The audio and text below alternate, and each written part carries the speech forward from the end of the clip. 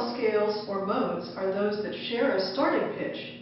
Parallel modes and scales make the comparison of scale characteristics easier to observe.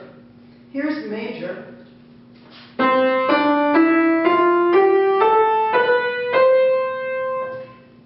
We think of that as being a cheerful scale. And here's minor.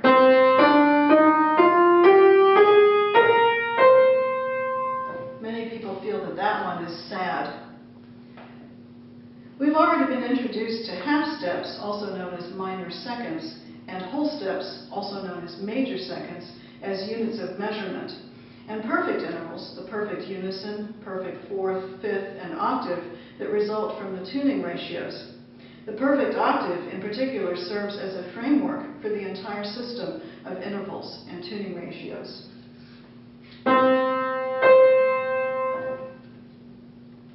There are, however, other intervals that we can calculate using parallel major and minor scales as a reference.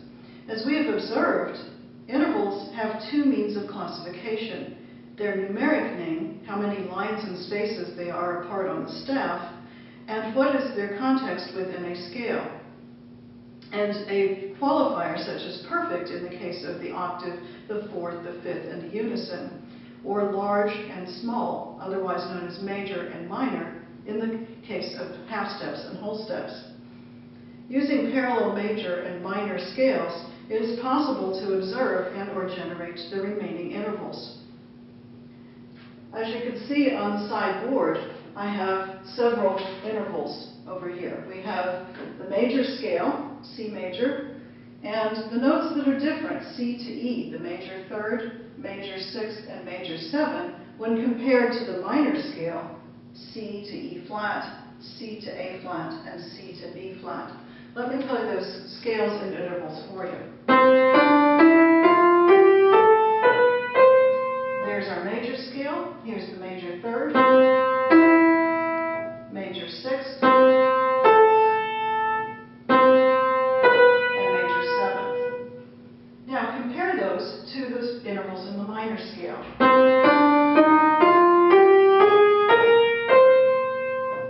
The minor third, or small third, minor sixth, small sixth, minor seventh, or the small seventh. In other words, the distance from the lower C to the next note is smaller in the case of the minor scale relative to the distance in the major scale.